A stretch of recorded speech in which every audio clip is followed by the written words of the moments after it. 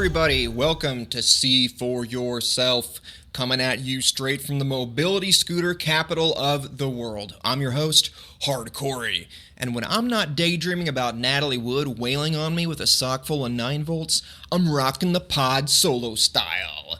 And I'm not wearing pants, and that's not just because I like to free my mind, it's because I'm hot. And I'm hot because my AC unit is off. And my AC unit is off because the background noise interferes with the recording.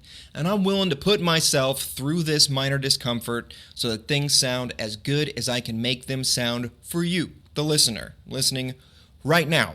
A handsome gentleman or lady, an individual possessing courage, uprightness of moral character. You are one who seeks to cultivate your discernment. You are immune to shallow patronizing. I know you are. I believe in you. And that's what I like most about you. Anyway, today we're talking about RoboCop from 1989. Let's get in there. This movie kicks off with a satirical TV program that features some outrageous advertisements leading up to a news broadcast. These silly little television segments serve as chapter breaks of a sort throughout the movie, using what once was surely transparent parody, and they've aged like a thing that looks like how it's gonna look when it's old when it's still young. Conveying a callous disregard for tragedy and crisis, the news anchors report the ills of the day with a robotic half-smile glued to their faces. An interesting contrast with what we're about to see coming up. Anyway, the news report relays the recent murders of numerous police officers and reveals photographed images of the perpetrator, one Clarence Boddicker, who's going to be our most consummate antagonist as this tale unfolds. Getting into the plot proper, we see Alex Murphy showing up as a new transfer to the Detroit Police Precinct. Congratulations, Alex! This place looks rough, though. Even for 1989, it looks unkempt and outdated with what appear to be detainees wandering around the office floor? And one of them is even getting into a little brawl with a handful of other officers in what's possibly the least realistic scene in the movie, since he doesn't get gunned down in the middle of headquarters. Instead, he's punched clean out by Officer Ann Lewis, an apparently competent cop who's subsequently designated Murphy's partner. I say apparently here with some emphasis because, lordy, we are in for a roller coaster of blunders, toward which Lewis's contributions are numerous. Speaking of, we get introduced to Omni Consumer Products, or OCP. This is a technology production corporation that is planning to take over Detroit completely and establish, in its place, a corporate megalopolis called Delta City.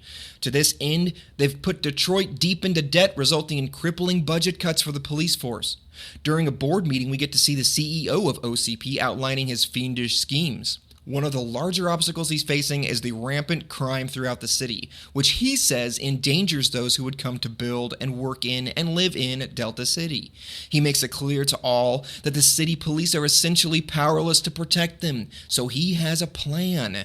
This is actually pretty fun because rather than being one-dimensionally evil here, the CEO implements a very well-known problem-reaction-solution scenario, having orchestrated Detroit's crime explosion so he can opportunistically provide a method of rectification on his own terms, all for OCP's benefit. This method of rectification is introduced by Executive Dick Jones, and it is called ED-209, or ED, which is cute. ED itself is a big-ass bipedal automaton wielding multiple autocannons and rockets. You know, the normal equipment for fighting crime, like if McGruff killed people. Ed has a voice synthesizer and can recite programmed lines, but he also makes funny animal noises like dog and tiger growls. Now, this stop-motion animation on Ed looks cool. It was probably done better in Star Wars and maybe Terminator, but here it works because it looks very robotic, and that's what it's supposed to look like. The sound effects also really sell it. If you're into cinema even a little bit, you've probably heard tell of this guy Phil Tippett. He was responsible for doing the visuals here, and he has a catalog of accomplishments that are pretty astonishing. So here we go. The aliens in the Mos Eisley bar and the holographic chess game that Chewie and R2 play on the Millennium Falcon and A New Hope. The AT-ATs in Empire Strikes Back. The Rancor in Return of the Jedi. That fucked up scene where the guy morphs into a dragon and fights Val Kilmer and Willow. And this is something that I picked up on the internet, so take it with a grain of salt. But supposedly, He got hired to do the effects for the dinosaurs in Jurassic Park. Even after the studio pivoted to using computer-generated models, Tippett was retained and put in charge of ensuring the realism of the dinosaurs. He did this job for the bugs in Starship Troopers, which still look pretty cool today, if I might say so, and he produced his own 2021 movie called Mad God, which you can bet your balls will be featured on this show because I am a big fan. Anyway, Jones shows off Ed by getting some sucker to volunteer for a demonstration of Ed's arrest protocol. This turns out to be a little farcical as Ed doesn't work as intended and ends up absolutely mortalizing the poor guy. The practical effects in this scene look awesome as the dude is getting turned into a human sieve. Jones' engineers are on the scene with a control panel, but for some reason Ed's kill switch malfunctions. Seems like a pretty simple thing not to fuck up, but that's what you get when practicality gets in the way of a cool death scene. Anyway, a dude getting spontaneously gunned down in the boardroom doesn't go over super well, and Jones is now on the rocks with the CEO. By consequence, another executive, Bob Morton, takes the chance to elevator pitch his idea for the RoboCop program as an alternative in case Ed's bugs don't get ironed out. The CEO is glad to have Morton's backup plan, but Jones is pissed, thus initiating a little unfriendly corporate rivalry. The curtain closes on that embarrassing little scene, and we're back to Murphy and Lewis, who are having coffee and taking in the sights and sounds and presumably smells of Detroit. Murphy's doing some stunts with his handgun that would get any officer at least reprimanded. Reprimanded? The Detroit got to me. If not relieved immediately. But it is something of a minor plot point, so we let it go. Lewis never shuts off her bedroom eyes here. Did you notice that? I find that entertaining because when the acting in a movie is like this, you gotta be entertained when you can. The two get a dispatch call then about a robbery and hit the streets. Wouldn't you know, it's Clarence Boddicker, the cop killer. He and his gang are hauling ass down the highway aboard a very criminal-looking delivery van, apparently having just robbed a strip club because their buckets of money are loaded with $1 bills. Lewis catches up to them in her trusty rusty Taurus Interceptor, and a truly insane takedown sequence ensues. Murphy dangles out the window holding a gun in either hand while the gang unloads with their shotguns. Murphy manages to blow the knees out of one of the thugs, and Boddicker orders him ejected from the back of the van. The poor guy goes right into Lewis's windshield, causing the car to spin out because we're in Mario Kart.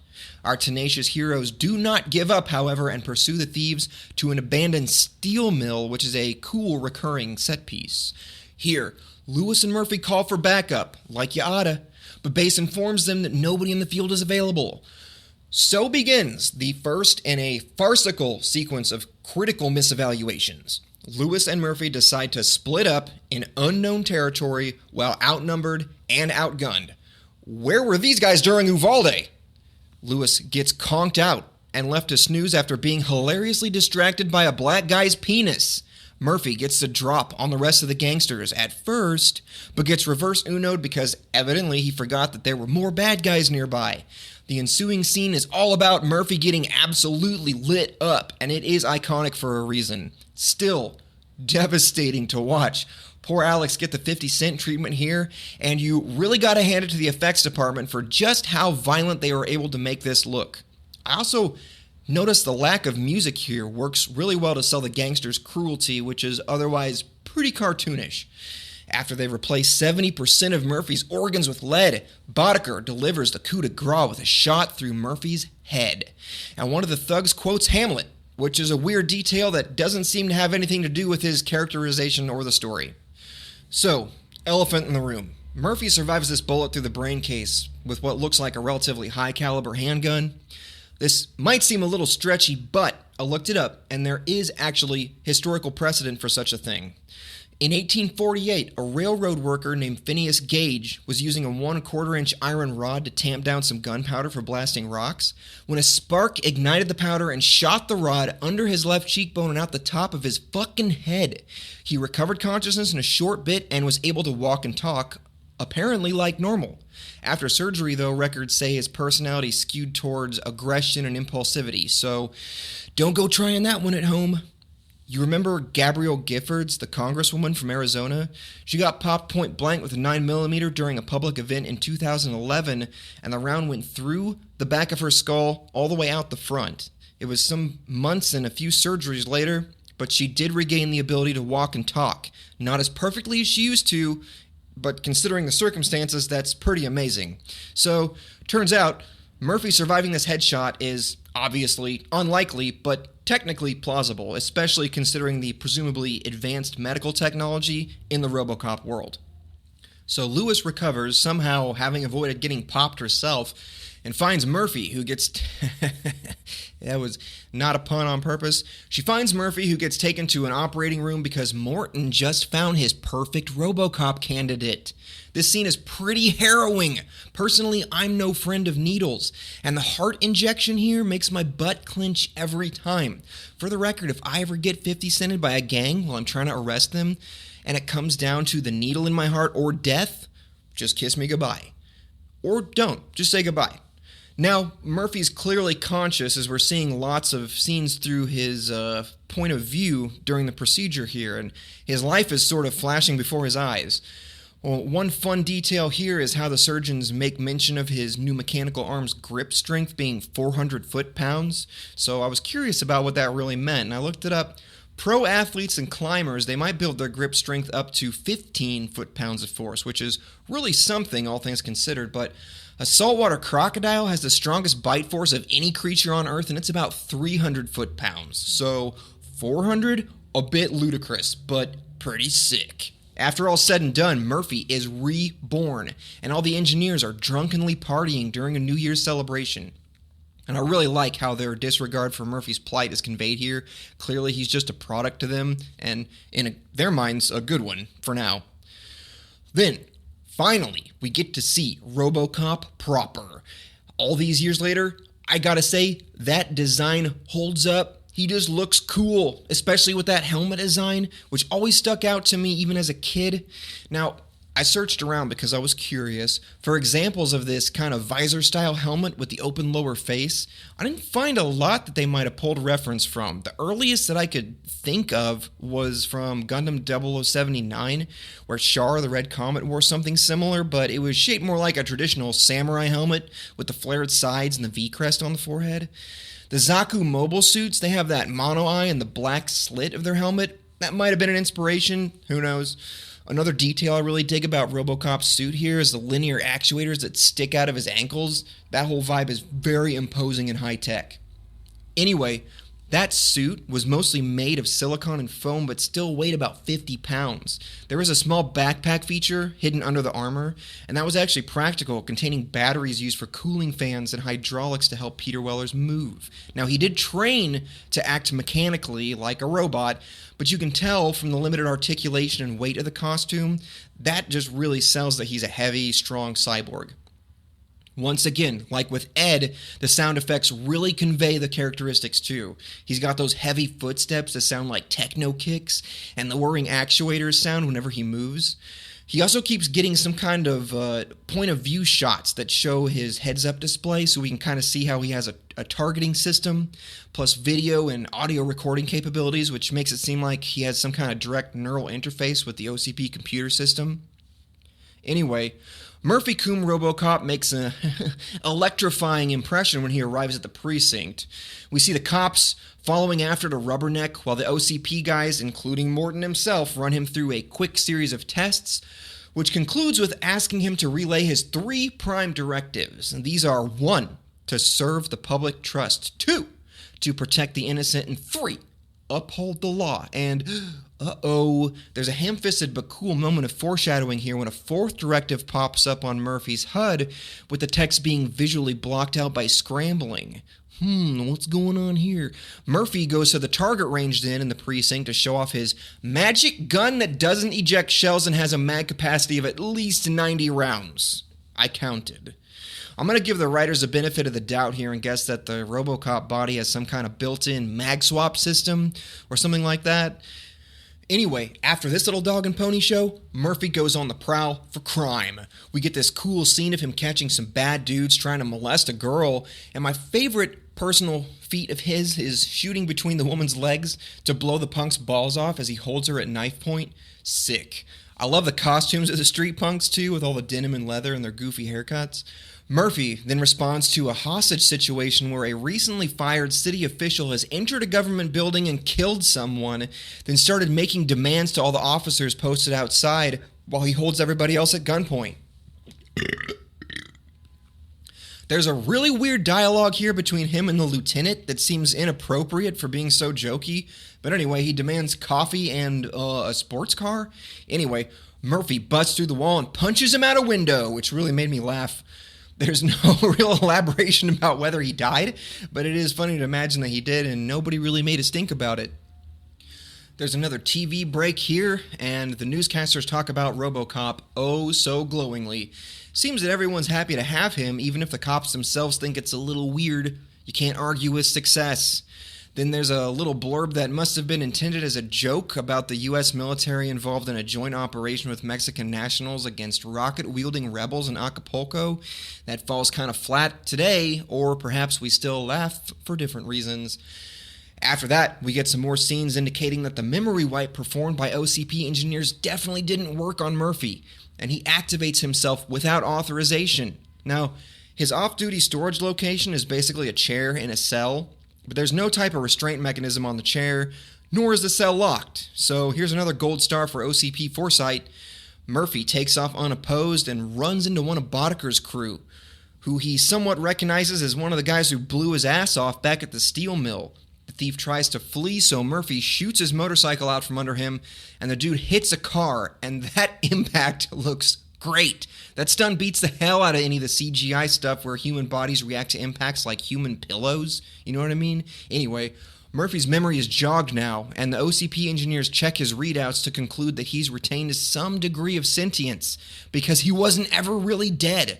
Murphy rolls back to the precinct and pulls up some data on those guys that ostensibly killed him, as well as himself, where he finds his own dossier. He goes to take a trip down memory lane at his old address, which is long abandoned by now, and he experiences some flashbacks of his wife and son. There's also an interesting bit here where he emotes just a little bit by hanging his mouth open, and I really liked that, seeing as how his mouth is the only human part of him that can emote. Anyway, we go on to a club scene. I'm starting an official counter right now, so ding! We're going to track how many club scenes come up in these movies as this series goes on.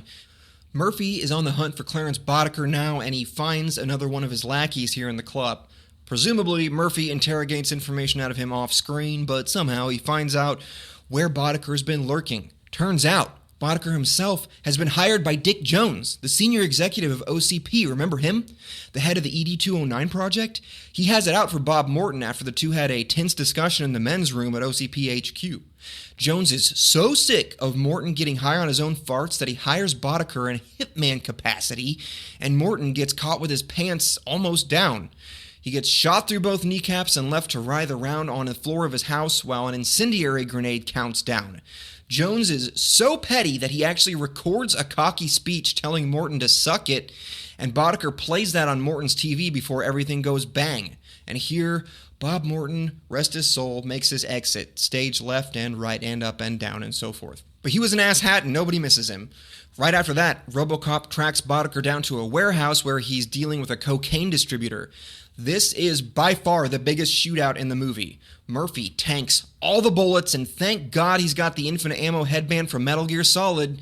He racks up quite the high score, and once everybody in a 100-yard radius is dead as fuck, Murphy reads Boddicker his Mirandas while throwing him through 3 windows. In a misguided attempt to save his ass, Boddicker snitches on Dick Jones, which is a really bad move that I can't help but suspect a hardened criminal would not make, even in the heat of the moment, but whatever.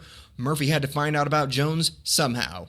Thanks to Boddicker's call from the clink, Jones now knows Murphy is coming for him, but doesn't seem to care that much because RoboCop's hidden fourth directive is that an OCP product cannot take action against a senior member of OCP. Good thinking, guys. Too bad they didn't think of putting that on Ed. Hindsight is a bitch. Anyway, this catches Murphy off guard, and he really strains to resist the programming. And here we get to see Peter Weller's really working that grimace.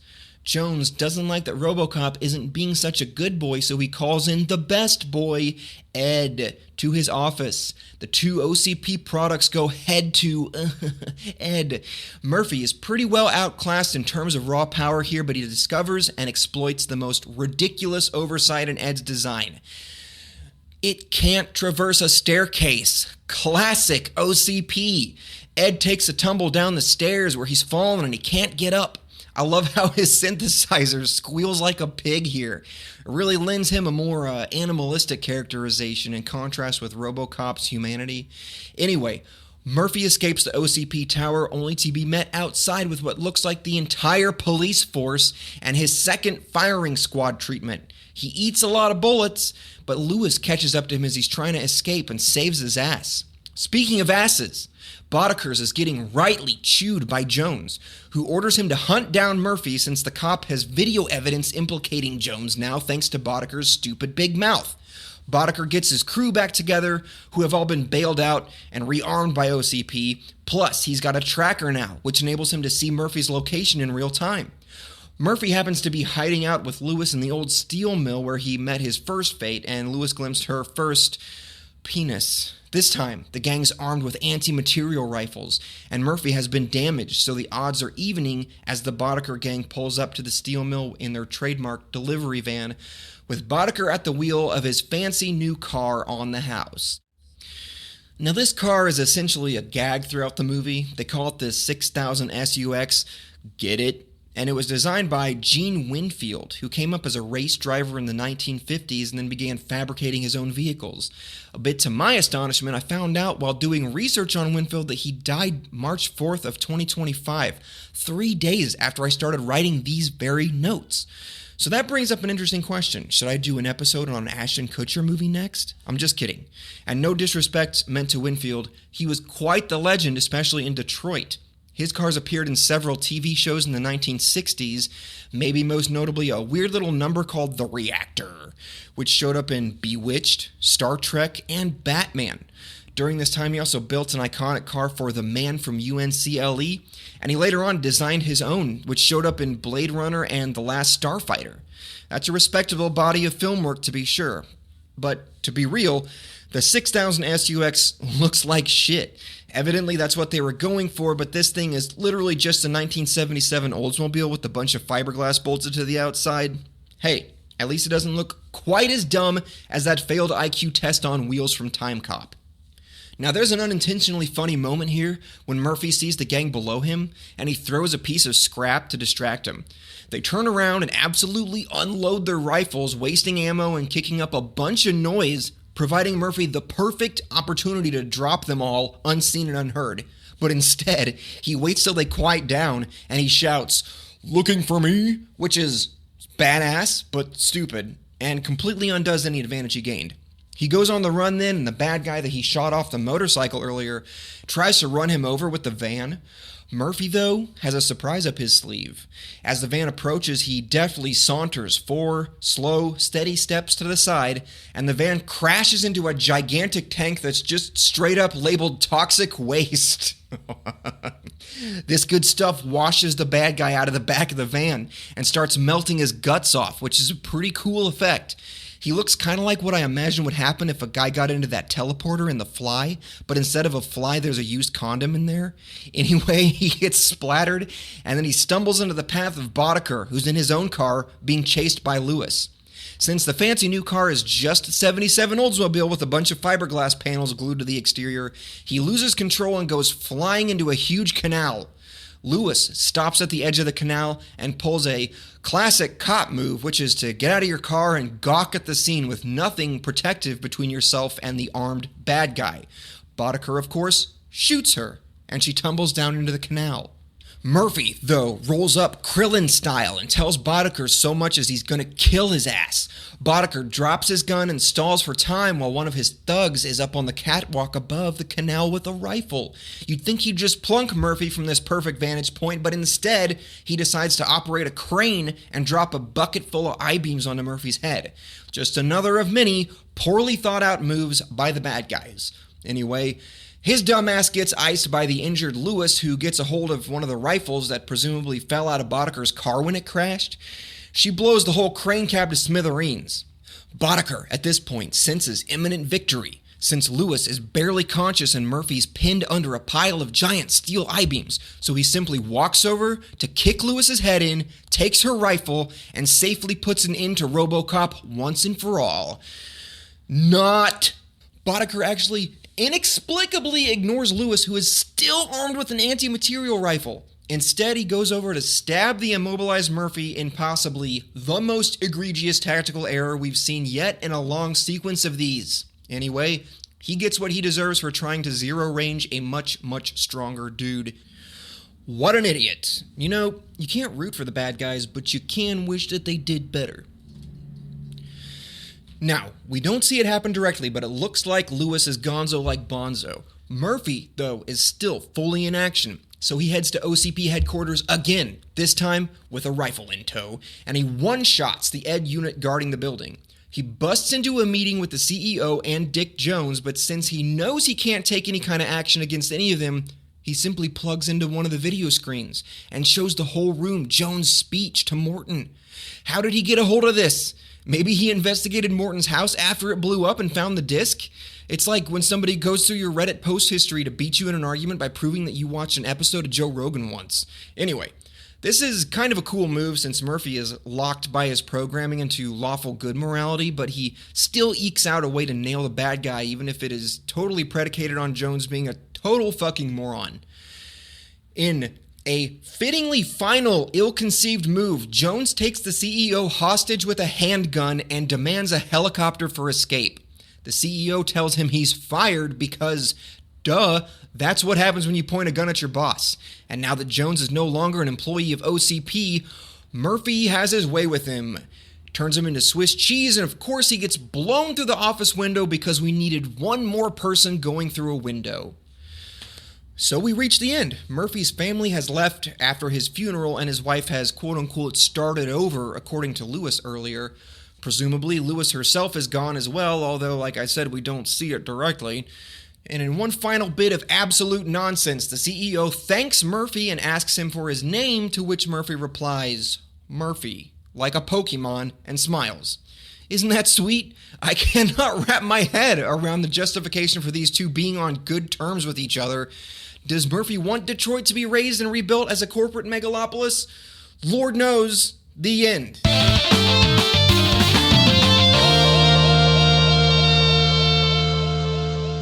Okay, so what was this movie trying to do? What was it intended to convey, and how well did it convey that? That's the question I always like to ask when reflecting on a movie, and sometimes this just means diving into the murk of nonsense and trying to invent an answer that satisfies the dialect as best as can be done with what we have. As to what was intended, I have two guesses about what led to the oddly conflicting tones. My first guess is there were some good ideas in the writing room for making it both a satire of American decadence and a parody of action hero tropes, but the comedy angle got blunted by executives who just wanted a smash action flick.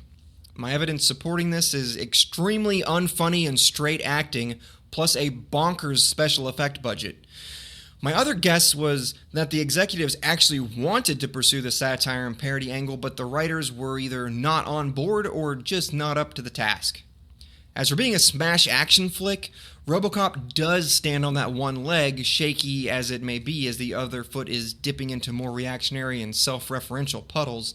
There are plenty of opportunities to invoke tension between factions in future Detroit by getting into the police chief's dilemma with his officers going on strike thanks to OCP, but also having to rely on OCP funding, or even doing some basic resurrected savior archetype thing with Murphy, but no, the story and characters are just an excuse to see cool robots. So you come for the cool robots, you stay for the unintentionally funny stuff, and you leave wondering what the fuck was happening in that writing room. Did somebody on the staff die in the middle of writing? They should have brought him back to life and screwed RoboCop's targeting visor to their face so they could keep track of the plot. Now, I suppose technically there aren't any continuity errors if you stretch your imagination, but man, how they were able to pull off contrivances like these and just shrug at one another, I don't know. It would be interesting to have been a fly on the wall during their meetings between drafts. Now, since this movie appears to be looked back on with at least some fondness, the Deus Ex Machina nonsense probably just got overlooked by most people like it is now, because it's hard to call this a truly great movie with the entire story hinging on everyone committing a long string of easily avoidable fuck-ups. Anyway, in the interest of exploring the broader RoboCop universe, I took a look at some RoboCop video games, because turns out there are quite a few. But the one I chose, by virtue of necessity, was RoboCop vs. a Terminator on the SNES, because duh, what a cool matchup. Now, this game is not really a cakewalk, especially when I kicked it off because I was trying to play it like a traditional run and gun, but this is much more tactical than reflex or rhythm-based. And that's not to say that it's necessarily slow, although you do play as RoboCop, of course. You're going to be walking, climbing, and jumping at nearly the speed of a regular person, but you can just take a lot more bullets before dying. You're still making a lot of quick decisions, though, since every level is like a battle of attrition, as you have to be mindful of every little attack thrown your way so your health doesn't get worn down before the boss at the end. And yes, you do get to fight Ed. No stairs this time, though. Sorry, Murphy. The story is actually pretty cool for what might come off at a glance as a cash-grabby crossover. It involves a timeline where OCP technology is actually responsible for Skynet's turning on humanity, so a soldier named Flo travels from the future to kill Alex Murphy, but the two team up and fight the Terminators that are coming back to the past to kill Flo. Cool. This is all told through some nicely detailed comic book-style cutscenes between levels, and the good news is, if you don't have a lot of patience for clunky old games like this, there is a comic book series bearing the same title, published by Dark Horse Comics and written by Frank Miller. I haven't gotten around to reading it yet, but seems promising. And of course, RoboCop also got movie sequels, as well as a television show, and even a novelization. In my estimation, the breadth of RoboCop as a franchise speaks to just how cool of a character he is. Cool enough to overshadow even his own debut movie. Anyway, thank you all so much for listening, and you can find all our other work just by searching No Uncertain Terms Productions. And if you like the intro or the outro, you can check out more of my original music under Skew Composite on all the streaming services. Now, until next time, don't forget, it ain't my tragedy, and fuck on and live.